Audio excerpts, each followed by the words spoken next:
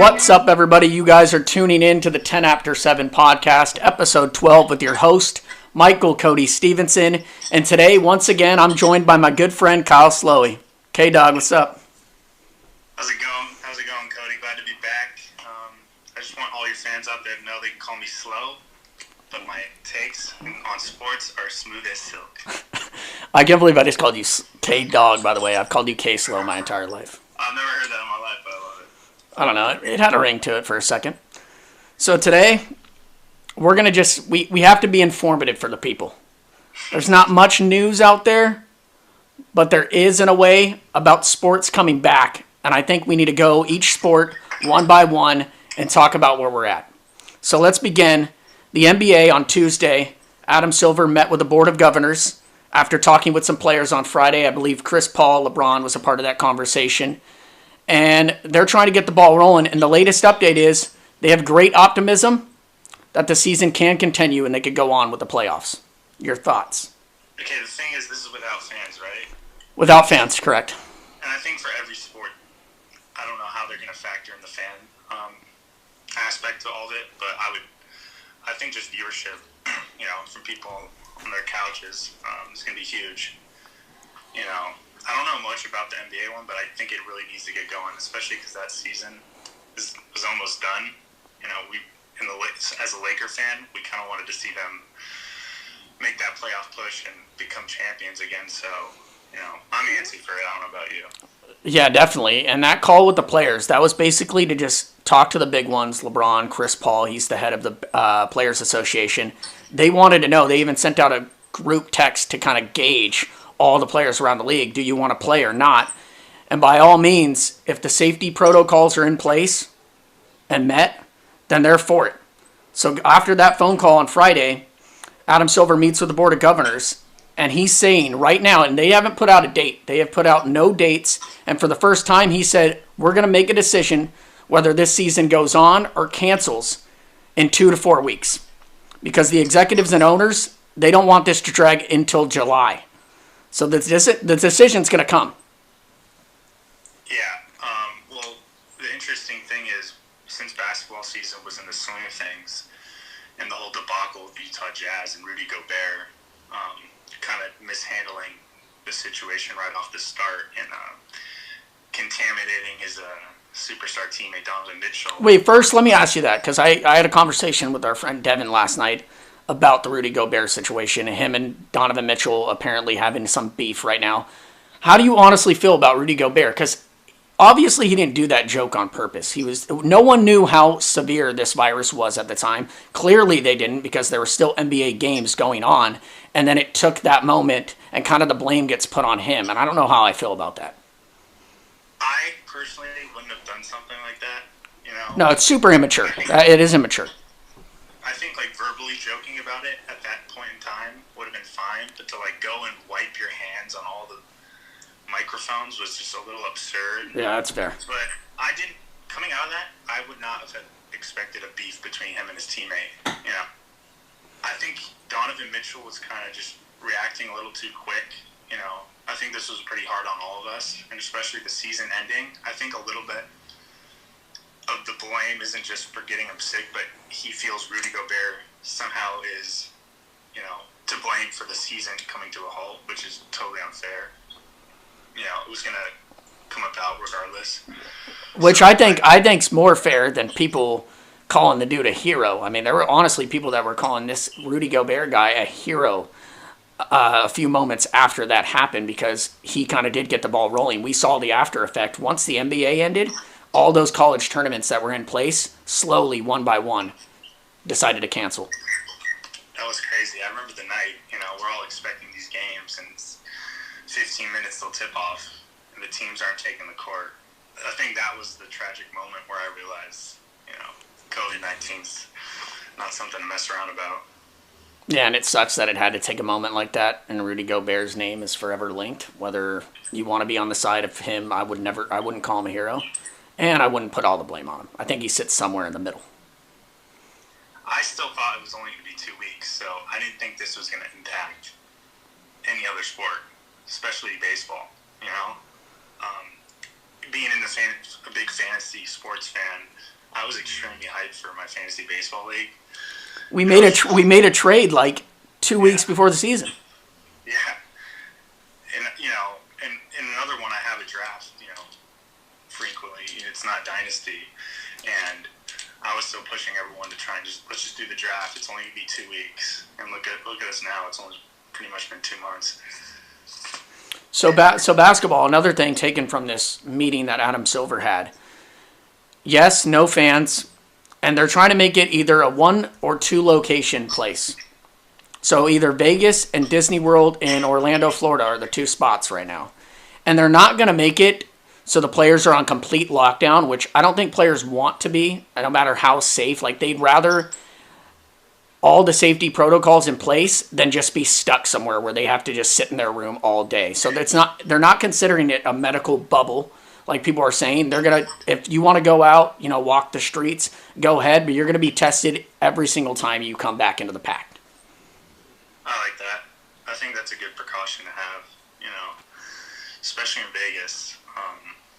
You don't know what's going on. I don't even know what's going on there. If casinos are flourishing. I haven't really looked into Vegas that much, but I know Florida, especially their governor, is really open to the idea of bringing sports there. So, I mean, and especially in a stadium, I think I'm a fan of it. Yeah, and then you look for, like, you have Shaq coming out, for instance, and saying there'd be an asterisk on whoever wins this year. I don't believe that at all. They have, 10 games left in the season. They're going to jump back into the playoffs after a 2-month layoff. I think, if anything, this is going to be a champion that's going to be rewarded and remembered for, yes, the coronavirus, but also a team. Can you imagine? You're at the height of your ability, getting geared up for the playoffs, and then boom, this hits. 2 months, you're off, and then you have to jump back into things. One, it's going to be dangerous if you're not in the correct shape. And 2, if you go on to win that, I think you deserve all the props. And I don't agree with Shaq at all that there's an asterisk next to it. Yeah, 100%. The only thing I could think of for Shaq's argument is, and I think I remember someone else saying it, is that players have had this long period of time to rest their bodies, so playoffs aren't right after a full 82-game season. So, but I think that it's fair across the board because every team's going to have that. It's going to be a more competitive playoff, and especially with the situation we're in, I think it's going to probably draw the most viewership out of any NBA Finals ever. Yeah, it will be cool. And that's one of the sports, like we've been seeing in The Last Dance when they have the audio footage of Michael Jordan during practices. We're going to hear a whole lot of crap that's going to be talked between the players, and I can't wait for that if they allow it. Let's move on to baseball. Baseball, I don't trust Rob Manfred. It came out a couple days ago that the owners have a proposal in place, 50-50 rent-a-view split, 82-game season, 14 playoff teams, universal DH, and I give a huge middle finger to the owners. They don't deserve a 50-50 rent-a-view split. I don't know how you feel about it, but if these players are going to put themselves on the line, they deserve more money than these billion-dollar owners. Yeah, I mean, I guess in fairness, owners will make less money with no one in the stands. They could take that L. Yeah, they can take the hit. I think they're still going to make money in various ways. They'll find ways for revenue. But the 50-50 split is essentially a salary cap because the NFL's revenue split is 48% players, 52 to owners, and so that's how that salary cap gets formed. So with MLB not having a salary cap for forever, how are they going to change all these players' salaries that have been negotiated based off a limitless potential of salary? I'm trying to figure that out. I just think it's wrong that the owners are the ones that, because by all accounts they leaked the information, so that it kind of puts the players to make that decision, which they have to put in so many other decisions. I mean, they're going to leave their family for how long? Is the safety actually going to be up to par? How many games they'll be playing in a day? How many teams are going to keep on coming in and out of those locker rooms? I just they're putting more on the line than these billion-dollar owners. I'm sorry, I'm never going to agree with these owners. I agree with you that there's a lot of, a lot to clear up with the money, but I think the players should sit at that table and say, you know what, we're the ones that should be getting paid. I don't care how much money you're losing. We're the ones going out on the field. Yeah, and something in negotiation that you can never back out on is when you agree to something, you can't just go back on your word. And from my understanding, the owners already agreed to pay the players pro rata based on their salary. So a guy like Max Scherzer making $30+ million is going to get paid the same per game than he would if it were a regular season. So I'm a fan of that, and I don't think it's going to go any other way. I know Tony Clark, president of the MLBPA, is definitely against the 50-50 split. I think that's just going to be set in stone. It's going to be pro rata.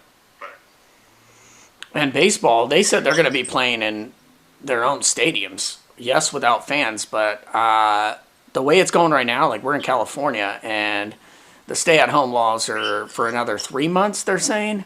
So I don't know if that's possible. You mentioned Florida earlier, having the pro leagues go there. Arizona's also offered that up, and we know how the spring training fields are over there. I think that would be the best case scenario. Yeah, and that's what the proposed, right? The divisions meeting up and the changed, like having the Astros be able to play the Dodgers in Arizona. Yeah, I like it. I think it'd be really fun. So right now, who do you give the edge to, NBA or MLB? If you were to say who's going to start first.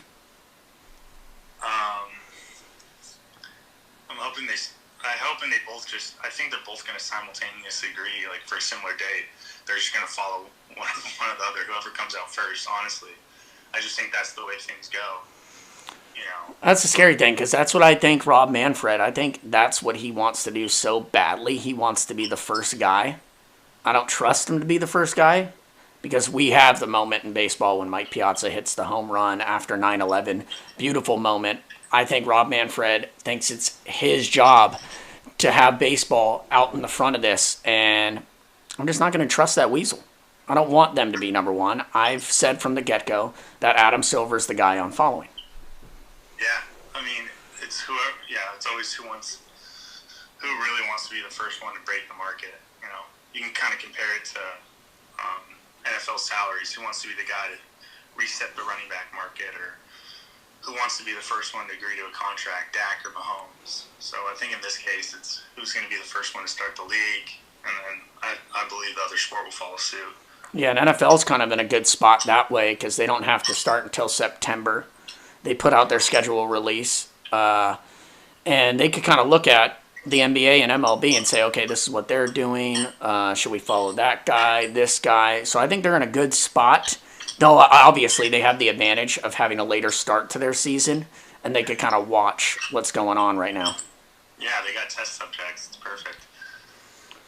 And then, which I think is the fourth major sport in our country, and that's college football. I think they're in a bad spot. I think it's going to be tough for them to get out and running because right now there's no students at these universities, and Mark Emmert, the NCAA, whatever you want to call him, money-hungry son of a bitch, he's come out and said that they will not have fall sports if students aren't on campus, and that's an interesting one. They've talked about maybe a spring football league for the NCAA. I'm for it. I don't know how you feel about it, but football in spring, if all of our sports are back, that would be awesome. College football is the one I care about most. It just, a lot of people, even if you're not an NFL fan, it's fun to follow a college team. It's just so exciting, and the plays are electric. So that's the one I really want to get going. And that is a good point you brought up about the students not being without class in session. It's kind of hard to make an argument that players should risk it by being on the field. So yeah, that's tough. That's funny you bring up college football, that it's your favorite. It's also one of my favorites, and I don't trust people who watch the NFL and don't watch college football. I'll never understand it. It's like some people I've worked with before don't care that the Super Bowl is going on, like it's not a national holiday. I'll just never be able to comprehend that. Like our friend Luke Tradowski doesn't watch college football, but he loves the NFL. I don't get it. I think the play is better just because the kids are way more into it. I think the NFL kind of gone soft a little bit recently, with the hits and protecting the quarterback. So Hey, if I was gonna watch one, if I had to ditch one, I'd ditch the NFL for NCAA. yeah, I just think as it gets down the line, just like high school football in Texas, it's such a big draw, because it's not really about the individual player's name or all that. It's just about the sport of football. I think it gets away from that on the professional level. They also have rivalries that you could get behind, even if you're not from there. Like Ohio State, Michigan is the biggest one year in, year out. 100%. They're all over the board. USC has a bunch of rivalries. Notre Dame, UCLA. And it's on a Saturday. You could drink all the beer you want and have that day of recovery. Yeah, no hangover regret. Yeah, exactly. It's incredible. So the NCAA, we do have some news with them. Came out a few weeks ago.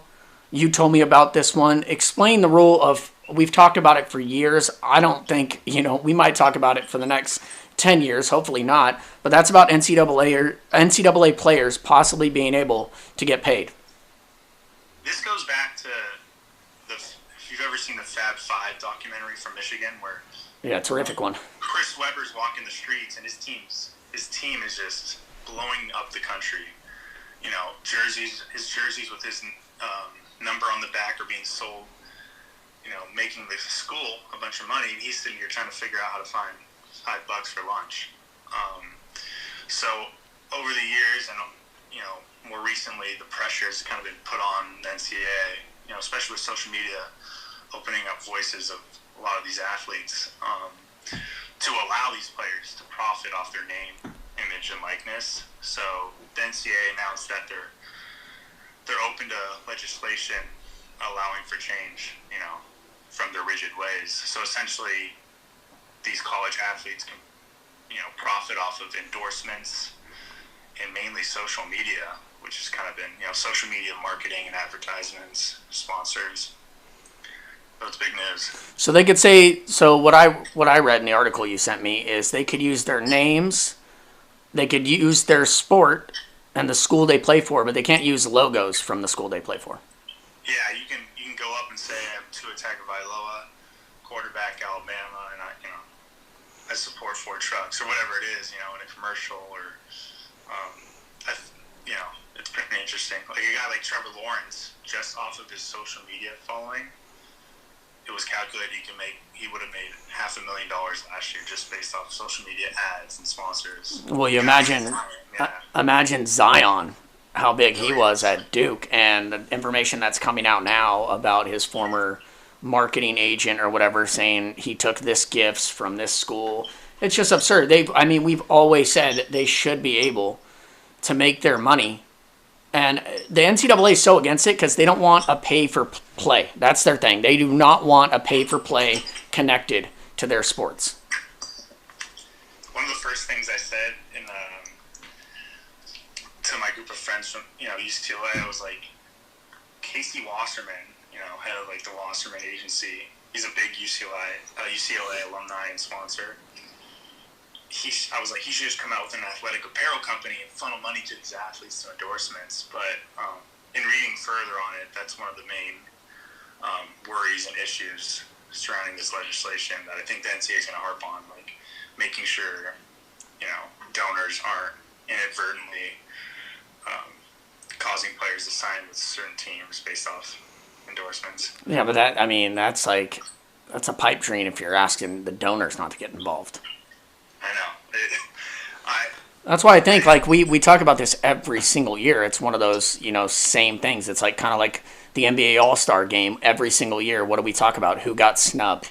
Every single year around the same time, we talk about NCAA athletes getting paid, and there's never really been a set in stone way of getting all these players paid. First of all, that's never going to happen. Not all the players are going to get paid. You got the certain ones, Tua Tagovailoa you mentioned, Trevor Lawrence, basically the big quarterbacks at these schools. Those are going to be the ones to profit off this stuff. Exactly. And I think it's going to impact recruiting big time. Usually relationships with coaches and other players, facilities, and the winning tradition are factors that prospects rely on for picking their school. But I think now it's going to be player marketing. I think like the new arms race in college football is going to be for recruiting is going to be centered on building these players' brands, building their following. I've already seen a couple schools like West Virginia and Texas hiring the Adidas director of marketing to come in and guide these players on building their brand, and they have social media interns providing content for the athletes, post to their Instagram, Twitter. So I think that's going to be a huge ordeal coming, moving forward. Do you think it affects college football more than college basketball? I think the quarterbacks are going to be a big focus. All these top quarterback recruits are going to probably be harped on, bring a lot of attention from the NCAA, just because I think those are the kind of kids who can change your program. And they have to be there for 3 years. Yeah, one and done's at. I think it's good for college basketball, actually. UCLA's the top point guard recruit in the nation, decommitted from UCLA to join the G League for a couple $100,000. To know now that these recruits can make some money off of their following and sign some endorsements while they're in college might persuade them to stick around a couple of years and build a following with like the local community. Well, even Zion, every single game he played in, which all 30 were nationally televised, every single time they brought up that little side note of how many followers he had, which is over 1 million, because we all saw his dunks in middle school. And then even at the end of that 1 year at Duke, he said he wanted to stay. He asked Coach K, I want to stay. And Coach K said, no, you got to go. It's in your best interest. But think about if he had this opportunity to have these commercials with Gatorade, Nike. That would be incredible to have Duke for two years of Zion. Insane amount of money I think he can make. Even the smaller guys. I think a kicker could find a really niche market that he could, become like a small-time sponsor for. $5,000 is pretty big. A couple $1,000 is pretty big for any kid in college. So I think it's going to be big for a lot of athletes. And if it's these quarterbacks, you think the quarterbacks would take these guys out to eat. If they're reeling in, thousands of dollars each month from their endorsements, maybe they're a good teammate. Maybe it comes out that they're an awful teammate, and there goes their draft stock. Going to start treating the linemen to steak dinners. Yeah. And let's not beat around the bush. We really want this rule to come in place. We need the NCAA football game back. But that article I read said that's one of the toughest tasks to get past because the players need to start a union, and the NCAA has never been able to get that done. That was probably the worst news I had read. I think right as the rule change proposal broke, everyone was thinking, when's the NCAA 2021 coming back? But yeah, they got to collectively bargain over how much money to make, how they share or how much the license for the kids. Yeah, you know what? They should collectively get together and say, hey, we all love this fucking video game. Let's just let them make it. We don't need money off of it. We're going to spend hours on hours playing it. I think these guys could at least do us a favor. And you know what pisses me off the most? I think it was a linebacker and a punter from Arizona that got the ball rolling to discontinue the game in the first place. Exactly. Just because probably they wanted to make money and they weren't, the issue could just be like, shouldn't a guy like Trevor Lawrence, who's going to be the best player in the game, or one of them, be paid more than, a walk-on? I feel like this is something they could all sit down. They don't even have to sit down. Just get every single NCAA player to sign, hey, make NCAA football. That's cool. Make it. That would be awesome. You were in the game at one point. How sick was that you were in the actual freaking video game? You didn't care. You didn't want money. You just put yourself as starting receiver, and that's it. That's all I cared about. Yeah. It's just cool to see it in the depth chart, and that, But you were from Placentia. They could have got something, closer to us. My first year was Torrance, and second year was, they really did not care about the cities. But then there's those people that, when I was a kid, it's seriously my favorite video game ever. I used to print out USC's rosters, and one by one, I was that kid that put in height, weight, and their full name. And there were some tough names to spell on that roster, let me tell you that. Yeah, I did full names for Penn State. And then there was guys that, remember, at a certain point, I think we were maybe juniors in high school, sophomores in high school, where you could just download. Someone did that for us, and that's God's work they're doing. They did every roster in NCAA football. That'll still be there, 100%. They might not. They might just be able to use the names, with this new rule change. The players should just get together and be like, "Hey, listen, we'll just split all the profits evenly. Like, even a guy at Clemson makes the same as a guy at, West Arkansas." Yeah, why not? It just irritates me that it was Arizona punter and linebacker. One, listen, man, you're a punter in the video game and you want money for it. No one's going to punt in NCAA. If you're punting, that's poor strategy. 100%. He was probably the only player to punt in that game. Well, yeah. Another thing is, you can build a following on Twitch, which we've seen with Barstool Big Cat. Yeah. Getting like hundreds of thousands of followers watching his live stream, and you can make money off of that too. So, it's all interesting stuff. That's actually very interesting because if this rule does go into place, I'd imagine. I mean, as a college student, how many video games you could speak on it? How many video games did you play in college? Tons. Yeah. So you could just sign up a Twitch account and make money off that. I mean, that's the easiest money you'll probably ever make. Yeah. I think another interesting thing would be, let's say a team like Florida that has all the talent but hasn't exactly been as successful as they'd like. What if in real life their season's not going too well, but one of the more popular players on the team is streaming his Twitch and going undefeated? I could see that being... Yeah, I could also see him getting death threats by Florida fans for spending too much time on that season and not on the actual season. That's going to be a huge thing. Like, these players are just, it's like kind of the old school thought method of, these players are focusing way too much on their image, like, aka the personal brand, instead of winning. So when teams lose, it's going to be really harped on. I could see these quarterbacks taking a lot more heat, especially if they're posting every day to social media, their stories, which a lot of kids nowadays are. But well, some coaches, I think Dabo Sweeney's one of them that doesn't during the season doesn't allow his players to be on social media. Yeah, there's a guy like Dabo Sweeney, and then on the opposite spectrum is the new coach for Georgia Tech, who I love. Forget his name, but he's pretty much the complete opposite.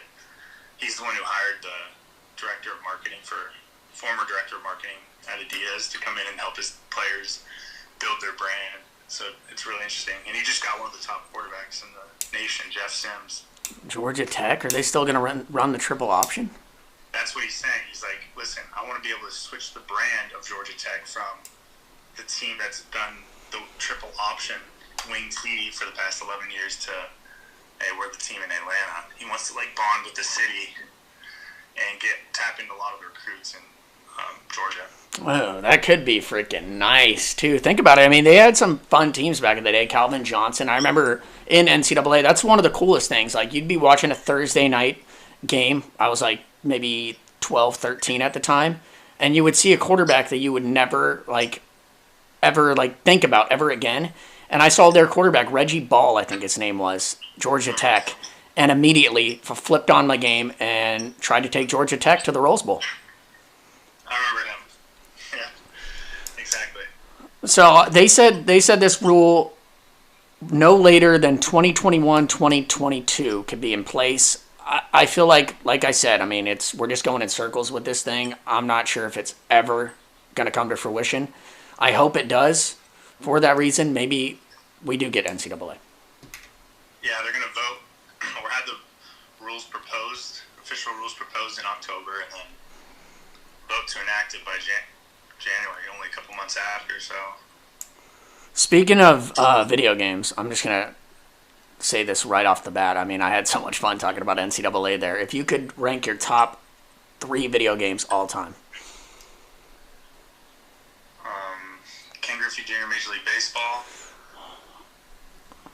Yeah, wait, there's rumors that you did you really finish 162 games on Ken Griffey Jr.? Yeah, plus playoffs.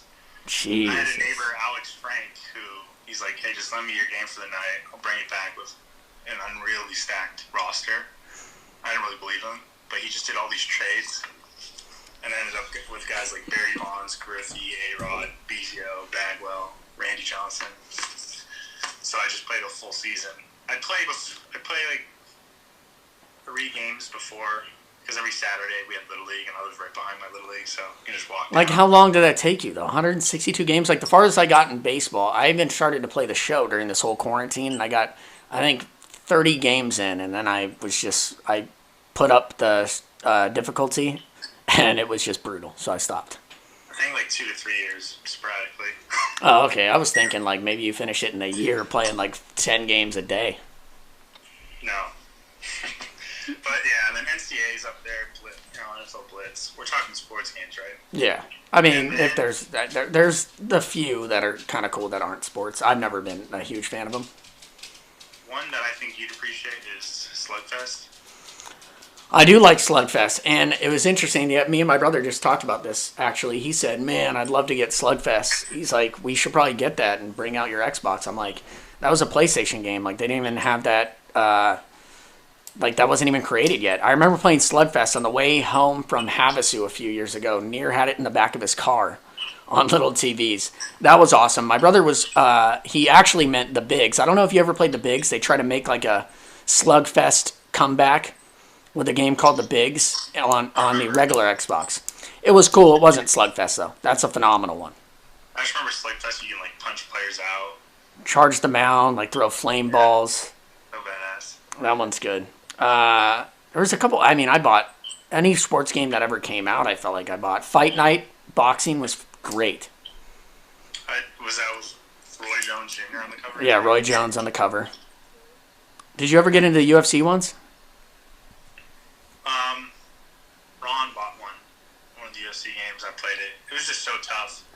You'd have to get really into the controls because there's so many moves. Yeah, remember when you're trying to submission, you have to literally get that analog and just spin it around. Spin it. Trudy got really into that. He would spin it like 10 minutes straight, I remember. It would be cool to create a fighter in that, like Road to Glory and NCAA. I think it would be cool to create a fighter and start from the bottom and try to get to a championship. Especially with all his downtime, I'd love to do that. Yeah, I know. I was looking yesterday at video games. That's how bored I was. I was seeing what's out right now. There's FIFA. I was like, maybe I should get FIFA, NHL. I hadn't played in years. But UFC was one of them. UFC was one of them. Backyard sports, transition from computer to GameCube. That was fun. Yeah, Backyard Sports. I got like the 2008 version, I remember. When I was in the hospital for my surgery, my mom got it, and it was bad. Really? Yeah, it was tough. It just wasn't, it hit different.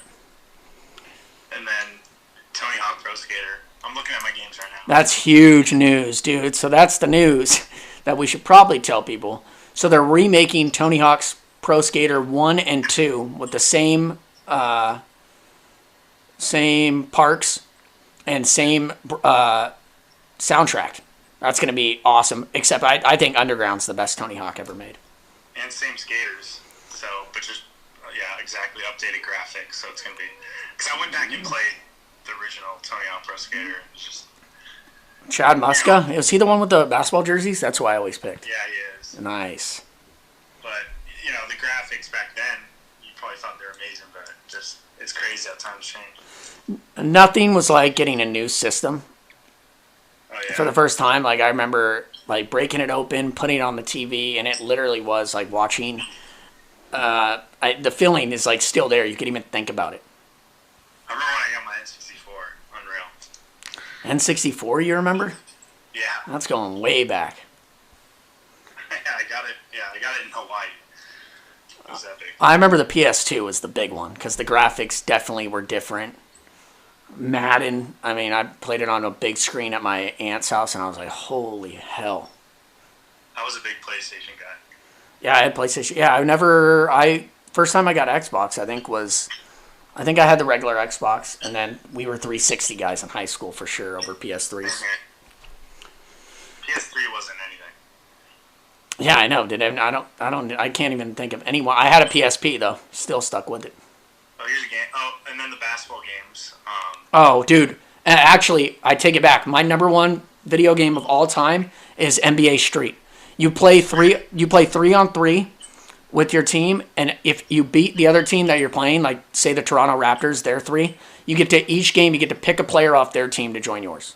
And then the final round, you had to play a Yeti to win, and he was like 8 feet tall, just incredible. I remember that. I'm looking at it right now. I love that game. Even NFL Street was epic. I made a guy. I made a quarterback. He ended up being really fast. And same premise, you get to pick players from the teams you beat. That one was cool, though. You could run off the walls. Run off the walls. Yeah, do flips. And you could also upload, once you finish the game, you can upload your player to Madden and have him drafted. No, you did that? They made my guy a tight end, looking like Jeremy Shockey. Dude, you see, you're one of those people that would do that because you're also one of those guys when I'm the opposite. If I create a franchise, dynasty, whatever it is in these video games, especially in college ones, you went out of your way to do recruiting, and I never did. I turned that off. I love recruiting. I started playing NCAA again just because, Barstool's kind of making it popular again. Yeah, how are the graphics? They don't look bad when Barstool Big Cat's playing. They're not bad at all. Well, NCAA 14 is good. I popped in like 09 and it was awful. It's like, it's terrible. But, they have HDMI for Xbox 360. The NCAA basketball games, I was big on them, but I don't think anyone else was. I played one. I played with Davidson, Steph Curry that year. It was cool. Oh, wow. I remember playing with SC because of OJ Mayo. I think that was the last time I had it. And then the last game I see here is NBA. I think it's called NBA Showtime. Is that it? 64? Oh, dude. The game to play on that, I think it was the with Chick Hearn announcing, you do the 3-point competition. Sick. And you can make like all 27 with Reggie Miller was incredible. Yeah, video games have been a huge part of my life. And now, since quarantine, it's back. Yeah. I know, I need to jump back on. I went from All-Star, I think, to Hall of Fame difficulty, which isn't even the hardest, Legend is. And Kershaw gave up like 3 home runs in a row, and I was like, I'm done. On the show? Yeah, the show's up there as far as best games go. Yeah, exactly. One more thing before we get to the end. Our group chat was kind of heated yesterday. Eric Morales, Charger fan, coming out. You know what? Him as a sports fan right now, he's my number one public enemy. He's talking all kinds of junk. He floods the Twitter group with just Chargers nonsense. Just take some bias out of it. That's all I'm asking him. Just let's be realistic. Let's not think the Chargers are going to go win a Super Bowl this year. Be honest with yourself. And then the Rams uniforms come out yesterday. He's using the laughing emoji. I think they look cool. The only problem I have with them is I've never liked shaded numbers, and they're a little bright. But that's it. I think the helmets are great, and I love the all whites. Yeah, the numbers are like really round, so kind of makes them look a little bit different, like soccer jerseys almost. But the whites do look smooth. Yeah, but the thing is, Eric and every other Chargers fan is acting like they're coming off an epic, glorious season of making it to the Super Bowl. Or they're better than the Rams because the Rams only put up 3 points in the Super Bowl against the Patriots. Like, just terrible arguments, I think they're fired up because they're coming off of the news about their new uniforms. Cool, you guys got cool uniforms. You guys have had cool uniforms. You don't get any brownie points for looking good when you lose. Yeah, I mean, if we were talking about uniforms, yes, they'd be at the top of the standings. But other than that, Tyrod Taylor's your quarterback, and Eric Morales wants Herbert to sit out a year. If Herbert sits out a year, he's not good enough. I'm sorry. He has to take Tyrod's job if he's the guy. I agree, 100%. And he's been hyped the past few years. Going back to our last podcast, I kind of raved about him, but he has his inconsistencies, and especially in the NFL where players are faster, you can't really be inaccurate by the slightest bit. I get that he always wanted to grow up to be a Chargers fan, but that doesn't make, or a Chargers player, but that doesn't make any difference. Yeah, there's the little note. I love when those come out. It's pretty awesome that he wrote that down when he was like 10 years old. But yeah, that doesn't give you points. And also, I would like to note that I don't hate the Chargers. You do. Obviously, you're a Denver Broncos fan. I have zero hate towards the Chargers. It was my first NFL game I ever attended in my life. I still have the ticket. I don't want to hate him, but when you have Eric just flooding these things with shit talk, it gets on my damn nerves. Like, how many times is he going to bring up that the Rams scored, what was it, 3 points in the Super Bowl? Yeah, they got to the Super Bowl. He may never see one in his lifetime. So pipe down over there. And it's Belichick's defensive mind and the Patriots who have been there so many times. You know, with McVay at the helm coaching us, I think we have a more realistic shot at making it there than they do. Yeah, didn't the Chargers go, what was it? Didn't they go 5-11. No, I'm talking like back when Marty Schottenheimer was running things. Didn't they lose 2 games when they had LaDainian, Junior Seau, I think, Rodney Harrison? Like, go back then. Like, how did you not win with that squad? Yeah, they were stacked. McCardell, forget who Quentin Jammer, he was sick. Yeah, Quentin, dude. I love Quentin. I actually tagged Eric in one of Quentin Jammer's things because that's just a throwback name. Yeah, exactly. So, yeah, hey, Charger fans, keep it down. Rams got cool uniforms. There's still 2 to be released. I like them. And I like the Rams flying under the radar. Yes, tough division. Cardinals got better. Niners obviously lost in the Super Bowl. And Seahawks are going to Seahawks. So, I like flying under the radar. Let's go. Thank you for coming on, Slowey. I appreciate it. We just kind of made our way through today. I think people will like it. I think it's a good pod. Thanks for having me on. Yep, got to come on again, man. Later.